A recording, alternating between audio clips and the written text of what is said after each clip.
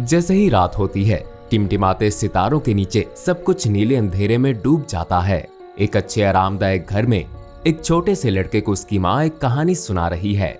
ये एक क्लासिक है, लिटिल रेड राइडिंग हुड, एक ऐसी छोटी लड़की की कहानी जो जंगल से होकर अपनी दादी के घर जाती है, जिसे एक बड़े भेड़िए द्वारा स्थापित किया जाएगा।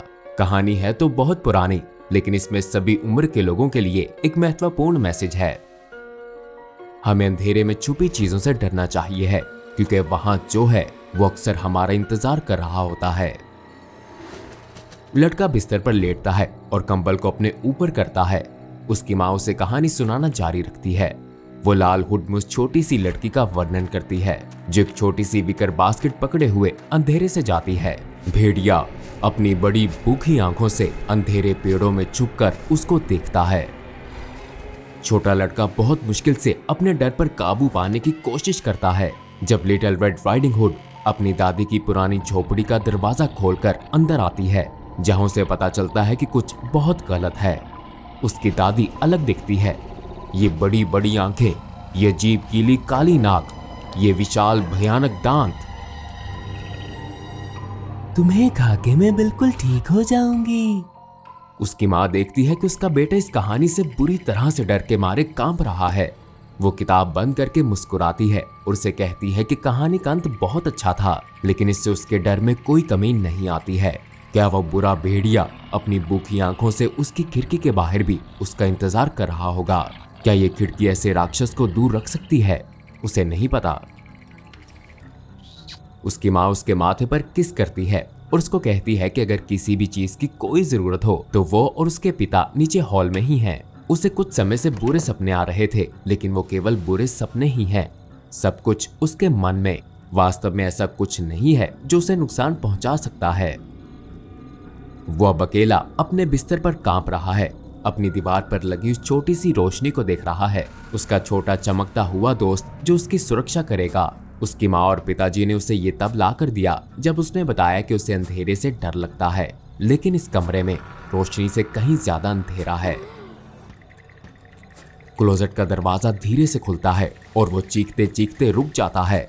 ये एक पुरानी क्लोजेट है जो कभी कभी अपने आप खुल जाती है।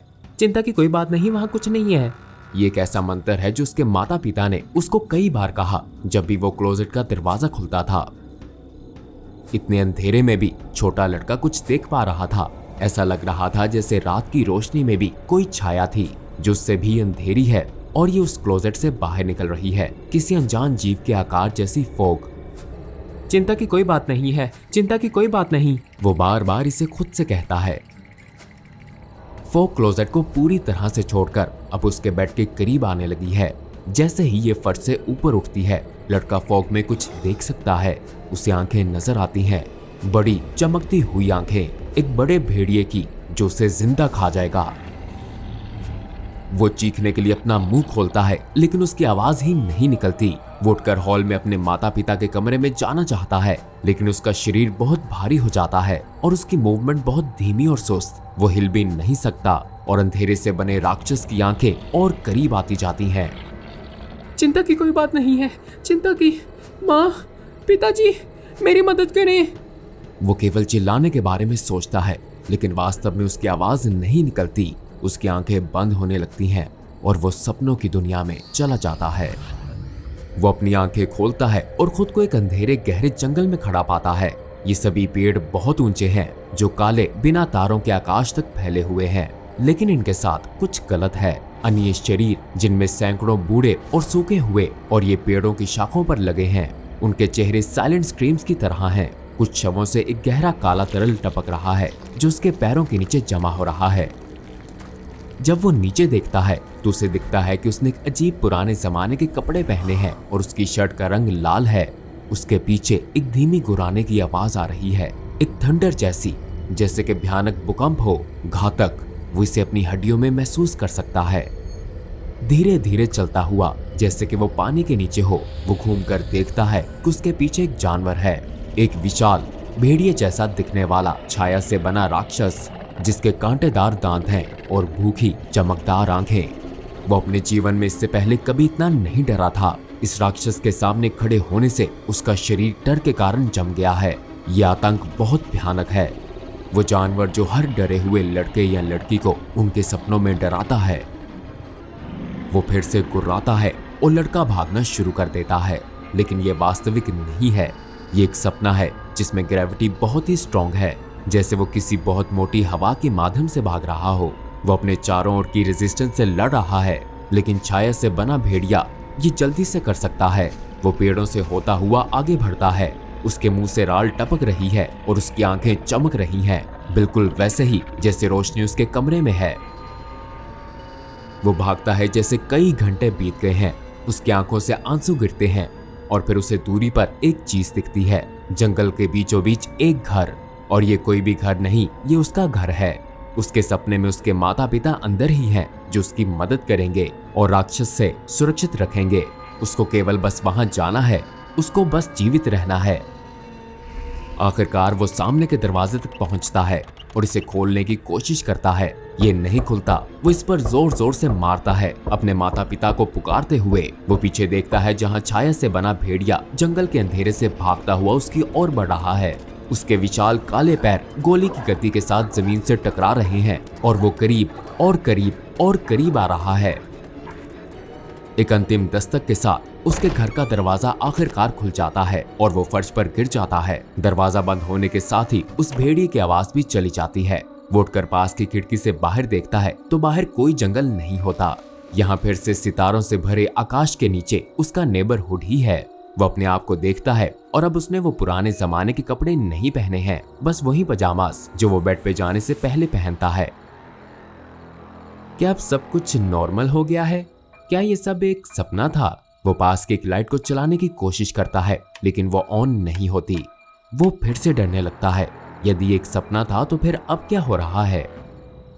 वो सीढ़ियों से ऊपर चढ़ता हुआ अपने माता पिता को आवाज देता है, लेकिन कोई जवाब नहीं आता। वो सीढ़ियों के अंत तक पहुंचता है और हॉलवे में मौजूद उनके कमरे की ओर बढ़ता है। दलान उसे जितना याद था उससे कहीं अधिक लंबा लगता है, लेकिन किसी कारण वो इस बात को नजरअंदाज कर देता है। उसको केवल उसके माता पिता चाहिए। थोड़े ही समय में वो अपने माता पिता के कमरे के पास पहुंचकर दरवाजा खोलता है। कमरे में बहुत अंधेरा है, लेकिन वो उनको बेड पर बैठा देख सकता है। वो एक कदम आगे बढ़कर उनको आवाज देता है, लेकिन वो कुछ नहीं बोलते। इसके बजाय उसे एक विजिंग साउंड सुनाई देती है, जैसे किसी गुब्बारे से हवा निकल रही हो। जब उसकी आंखें अंधेरे में समायोजित हो जाती हैं, तो वो देखता है कि उसके माता पिता के साथ कुछ अजीब है। उन दोनों की त्वचा बहुत पीली हो गई थी और उनकी हड्डियां दिखाई दे रही थीं। उनकी आंखें ऐसे जैसे उसमें मोतिया हो गया हो और उनकी त्वचा लटकने लग गई थी। उनको इस हालत में देखकर उसके होश उड़ जाते हैं। हड्डियों के टूटने की आवाज के साथ उनके सर धीरे धीरे हिलते हैं। उनकी सांस अब भी चल रही है क्योंकि उनकी छाती भी हिल रही थी, पर वो ऐसे दिखते हैं जैसे उनमें अब जीवन नहीं रहा। वो ये सब देखकर रोने लग जाता है। वो उसे अपने पास बुलाते हैं ताकि उसे कंफर्ट कर सकें, लेकिन वो उनको देखकर इतना डर जाता है कि उसका एक कदम भी आगे नहीं बढ़ता। उसकी माँ अपने पतले होंठों को खोलती है जहाँ उसके सड़े हुए दांत दिखते हैं और कहती है, मेरे प्यारे बेटे, मुझे माफ कर देना, लेकिन मामा और पापा अब तुम्हारी देखभाल नहीं कर सकते। हम यहाँ और समय के लिए भी नहीं हैं। हमें जाना होगा। मुझे माफ कर देना कि हम तुम्हें। छोटा लड़का अपने माता पिता को हर गुजरते पल के साथ और कमजोर होता पाता है। उसका प्यार उसके डर पर भारी पड़ता है और वो उनकी ओर आगे बढ़ता है। उसकी माँ का हाथ बहुत ठंडा होता है। वो उसे पकड़ता है, लेकिन वो ये महसूस कर सकता है कि उसकी माँ की ये कागज जितनी पतली त्वचा धूल में बदल रही है। सब ठीक हो जाएगा प्यारे बेटे, वो फुसफुसाती है। उसकी आवाज उसके अंतिम समय में उसका साथ नहीं दे रही। तुम्हारी दादी अब से तुम्हारी देखभाल। तभी फिर से वो इसे अपने पीछे सुन सकता था। वही भयानक गुर्राने की आवाज। जैसे उसके माता पिता धूल हो जाते हैं, वो पीछे मुड़ता है और उसके सामने वही छाया से बना भेड़िया दरवाजे से अंदर आता हुआ दिखता है। यह और भी बड़ा दिखता है और उसकी राल अब भी टपक रही है। वो उसी मंत्र को फिर से दोहराने की कोशिश करता है, चिंता की कोई बात नहीं, चिंता की कोई बात नहीं। लेकिन अचानक उसकी सांस रुक जाती है क्योंकि उसके धड़ को एक विशाल छायादार पंजा पकड़ लेता है। वो उसे फर्श से उठाता है जब तक वो अपने चेहरे पर इस जानवर की सांस को महसूस नहीं कर लेता। लेकिन ये गर्म नहीं है जैसी होनी चाहिए, ये जमा देने वाली है। एक गहरी आवाज के साथ राक्षस कहता है, केवल भाग्यशाली बच्चे ही इस तरह के सपनों से जागते हैं और हर कोई भाग्यशाली नहीं होता। वो केवल चीख ही सकता है। जब भेड़िया उसके सर को अपने मुंह में डाल लेता है, वो राक्षस में समा जाता है और जल्द ही सब कुछ खत्म हो जाता है। सपने की दुनिया से बाहर सूरज निकलता है। पंछी शाखों पे बैठे गाते हैं और अलार्म बजते हैं, लेकिन जब उस छोटे लड़के की माँ उसके कमरे में आती है तो वो वहां नहीं होता। वो बिना किसी सुराग के वहां से गायब है। आने वाले दिनों, हफ्तों और महीनों में खोज के बावजूद भी उसका कुछ नहीं मिलता और वो लड़का फिर से कभी नजर नहीं आता। उसके माता पिता को कभी ये विचार नहीं आता कि क्या ये क्लोजेट का दरवाजा उन्होंने खोला था। क्या आपको भी बचपन में बुरे सपने आते थे? रात को डर लगता था? इसमें कोई शर्म नहीं है, क्योंकि ये कोई असामान्य बात नहीं है। शायद आपके मन में एक धुंधली अधूरी याद हो कि आपके माता पिता ने रोशनी जलाई जब आप चीख रहे थे, फिर आपको दिलासा दिया और बताया कि ये केवल एक बुरा सपना था, इससे ज्यादा और कुछ नहीं। लेकिन क्या हो अगर ऐसा ना हो? क्या हो अगर ये SCP-080 हो? ये वेपरस एंटिटी जिसका निकनेम डार्क फॉर्म इसके साथ काम करने वालों ने दिया है, हर बच्चे का सबसे बुरा सपना है और यदि आप इसे मौका देते हैं तो हर व्यक्ति का भी सबसे बुरा सपना। ऐसा इसलिए है क्योंकि काली स्मोक लाइक फिगर अपने आसपास अंधेरे में आधे घंटे या इससे अधिक समय बिताने वाले किसी भी व्यक्ति में एक्सट्रीम ड्राउजीनेस पैदा करने की अनॉमलस क्षमता रखती है। सो जाने के कुछ समय बाद अगर कोई भी पीड़ित को लाइट्स ऑन करके नहीं बचाया जाता तो वो अपने जीवन के सबसे भयानक सपने का अनुभव करेंगे, जिसकी आप कल्पना भी नहीं कर सकते। इतना भयानक कि वास्तव में जो लोग इन बुरे सपनों को झेल चुके हैं और जीवित बच गए, वो अक्सर जीवन भर के लिए मनोवैज्ञानिक ट्रॉमा का शिकार रहेंगे। आप जीवित हैं तो अपने आप को भाग्यशाली समझें। यदि आप बदकिस्मत हुए जैसे वो छोटा लड़का था जो अपने बिस्तर से गायब हो गया, तो आप हमेशा के लिए गायब हो जाएंगे। SCP-080 आपको खा लेगा। जीव को ठीक से देखना मुश्किल है क्योंकि इसकी इनकंसिस्टेंट फॉर्म और इस तथ्य के कारण कि ये केवल अंधेरे में ही दिखाई देता है, लेकिन जो इसे देख पाए उनको केवल एक ही डिटेल याद रही, धुएं में चमकती हुई आंखें। अंधेरे स्थानों के लिए अपनी प्रेफरेंस के कारण SCP-080 अक्सर क्लोजेट्स या बेड के नीचे शरण लेता है जहां किसी को ये नजर ना आए। तेज लाइट ऑटोमेटिकली ही जीव को गायब कर देती है और ये कहीं और प्रकट हो जाता है। इसलिए यदि आप अंधेरे में असामान्य रूप से ड्राउजी फील करने लगें तो लाइट्स को ऑन करना ही सबसे सुरक्षित होगा। लेकिन ये लाइट्स चमकदार होनी चाहिए। एक मानक बच्चों की रात की रोशनी इस जीव को भगाने के लिए काफी नहीं है। SCP फाउंडेशन ने ये देखने के लिए कुछ एक्सपेरिमेंट्स किए कि क्या SCP-080 किसी भी किस्म की रियल फिजिकल बॉडी रखता है और क्या मानव के लिए सुरक्षित रूप से इसके साथ बातचीत करना संभव है। इन एक्सपेरिमेंट्स में सबसे पहले एक 19 साल के मेल D क्लास को SCP-080 के चैम्बर में भेजा गया।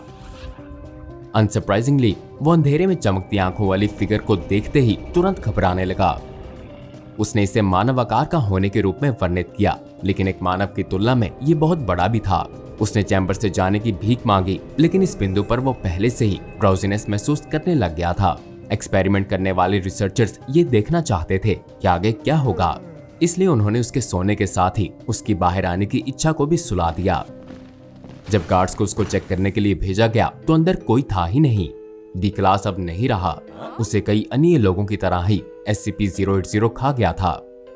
इसके बाद एक 30 वर्षीय महिला D क्लास को SCP-080 के चैम्बर में भेजा गया। जब उसे चमकती आंखों के साथ वेपरस फॉर्म दिख गई तो उसे निर्देश दिया गया कि वो इसे छूने की कोशिश करे। उसने ऐसा ही किया और एंटिटी को छूते साथ ही वो तुरंत बेहोश हो गई।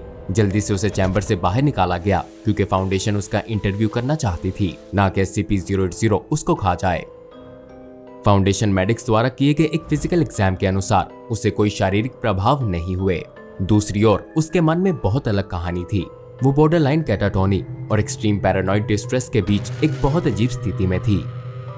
एक फाउंडेशन रिसर्चर के साथ डीब्रीफिंग इंटरव्यू में उसे ये बताने में मुश्किल हो रही थी कि SCP-080 के साथ टेस्ट के दौरान वास्तव में क्या हुआ था। जब वो याद करने लगी तो उसने जोर जोर से चिल्लाना शुरू कर दिया और चीखने लग गई कि वो उसे वापस उस राक्षस के पास भेज देंगे। फिर बिना किसी चेतावनी के उसने मेज के पार छलांग लगाई और रिसर्चर पर हमला करना शुरू कर दिया।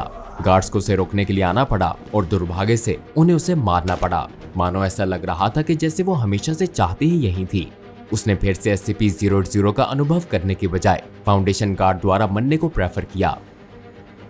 हालांकि टेस्टिंग जारी रही और एक तीसरे सब्जेक्ट को कमरे में भेजा गया, एक 24 साल का D क्लास मेल, जिसे पावरफुल एम्फेटामिन पर लगाया गया था ताकि SCP-080 के ड्राउजीनेस इंड्यूसिंग प्रभावों को दूर किया जा सके। लेकिन इसने काम नहीं किया और समय के साथ उसे भी नींद आने लगी। लेकिन एम्फेटामिन के कारण उसका क्रोध बढ़ गया और उसने SCP-080 के प्रति हिंसा व्यक्त करनी शुरू कर दी। वो वेपरस मैस के पास पहुंचा और उस पर हमला करने का प्रयास करने लगा, लेकिन जैसे ही उसके हाथ ने एंटिटी को छुआ, वो तुरंत गिर गया। उसके शरीर को वहां से निकाला गया, लेकिन वो अचानक हार्ट अटैक के कारण मर गया था। ऑटोप्सी के दौरान जो फाउंडेशन स्टाफ उसके शरीर की जांच कर रहे थे, उन्हें बेचैनी महसूस होने लगी और जैसे कि कोई उन्हें देख रहा हो। रिट्राइवल टीम ने भी ऐसी ही भावना की रिपोर्ट दी कि D क्लास के शरीर को बाहर लाते समय SCP-080 उन्हें देख रहा था। SCP-080 की उपस्थिति ने कंटेनमेंट साइट पर कुछ स्टाफ मेंबर्स के लिए भी समस्याएं पैदा करनी शुरू कर दी। SCP-080 पर असाइंड रिसर्चर्स ने अजीब और परेशान करने वाले सपनों की रिपोर्ट की, और ये कि वो असामान्य रूप से लगातार हो रहे हैं, जिनसे उनकी नींद और उनके काम की परफॉर्मेंस पर प्रभाव पड़ रहा है। इससे संभावना का पता चला कि SCP-080 में किसी प्रकार का खतरनाक मिमेटिक इफेक्ट हो सकता है, जो इसके पीड़ित व्यक्तियों के बीच तब भी बना रह सकता है जब वो इसकी डायरेक्ट प्रॉक्सिमिटी में ना हो। लीड रिसर्चर के ट्रैफिक में चले जाने और दुखद निधन के बाद SCP-080 के क्षेत्र में काम करने वाले सभी स्टाफ मेंबर्स के लिए कॉम्प्रिहेंसिव ड्रीम जर्नल्स लिखना मैंडेटरी कर दिया गया, ताकि चीजें हाथ से निकलने से पहले ही हिंसक या स्थिर सपनों का पता लगाया जा सके, ठीक वैसे ही जैसा लीड रिसर्चर के साथ हुआ था। हालांकि लीड रिसर्चर SCP-080 के हाथों अपनी जान गंवाने वाला अंतिम व्यक्ति नहीं था। 2 रिसर्चर्स ब्लैकआउट पर्दे के ठीक बाहर खड़े थे, 40 मिनट के लिए SCP-080 को ऑब्जर्व करते हुए। उन्हें ये विश्वास था कि ये डिवाइडर उन्हें SCP-080 के नेगेटिव एनॉमलस प्रभावों से सुरक्षित रखेगा, लेकिन वो गलत थे। दोनों स्पष्ट रूप से ऑब्जर्वेशन एरिया में सो गए, और जब एक और रिसर्चर उस कमरे में आया तो उनके शरीर गायब थे। हालांकि अजीब तरह से साइट के उस एरिया में काम करने वाले सभी लोगों ने पाया कि इस घटना के बाद उन्हें रात में बेहतर नींद आने लगी है। SCP-080 के साथ इंटरफेसिंग करते समय कर्मचारियों को अधिक सावधानी बरतने का ऑर्डर दिया गया। किसी भी परिस्थिति में उनका डायरेक्ट एक्सपोजर 30 मिनट से ज्यादा नहीं होना चाहिए, यहाँ तक कि स्टाफ मेंबर्स का भी। और यदि किसी कारण वो SCP-080 को देखने में पूरी तरह से असमर्थ हैं, तो उनको इसका प्रभाव हो रहा है। इस तथ्य को ध्यान में रखते हुए कि 2 लापता रिसर्चर से संबंधित अजीब घटना के बाद साइट के आसपास के सभी कर्मचारी बेहतर महसूस करने लगे हैं। रिसर्चर्स ने हानिकारक प्रभावों को रोकने के लिए महीने में एक बार जीव को D क्लास फीड करने के लिए O5 काउंसिल से अनुमति मांगी। एथिक कमेटी के विरोध के बावजूद काउंसिल के एक मेंबर ने इसे अप्रूव कर दिया। SCP-080 को आसान रिसर्च एक्सेस के लिए दक्षिण की दीवार के पास छोटे से एंड चैम्बर के साथ एक 4x4 मीटर कमरे में कंटेन किया गया है। उत्तर की दीवार पर एक ऑब्जर्वेशन रूम भी है, जिसे ब्लैकआउट पर्दों से अलग किया गया है ताकि लाइट को SCP-080 के चैम्बर में आने से रोका जा सके। कंटेनमेंट प्रोसीजर्स में बताया गया है कि किसी भी स्थिति में SCP-080 को उसके चैम्बर से नहीं निकाला जाएगा। किसी भी लाइट प्रोड्यूसिंग डिवाइसेस की अनुमति भी नहीं है। फाउंडेशन के पास वर्तमान में ये जीव सुरक्षित है। इसे एक बार फिर से मुक्त होने के लिए रोशनी की एक किरण की आवश्यकता होगी, जिस कारण इसे यूक्लिड कंटेनमेंट क्लास दी गई है। स्टाफ के सभी मेंबर्स को ये भी याद दिलाया जाता है कि वो इसे द बुगी मैन के रूप में संदर्भित करना बंद कर दें। जाहिर है कि डर से छेड़छाड़ करने वाले जीव को इस तरह का शक्तिशाली नाम देने का मतलब कुछ और ही है, और ये आखिरी चीज होगी यदि हम SCP-080 को और शक्तिशाली बनाना चाहते हैं तो। अब जाइए और जाकर डॉक्टर बॉब की फाइल्स में से SCP-1471 मेल O वर्जन 1.0.0 देखें। एक ऐसा SCP जो आपको कभी अपनी आंखों से दूर नहीं होने देगा। चैनल पर नए हैं तो चैनल को सब्सक्राइब और इस वीडियो को अपने दोस्तों के साथ शेयर करना ना भूलिएगा।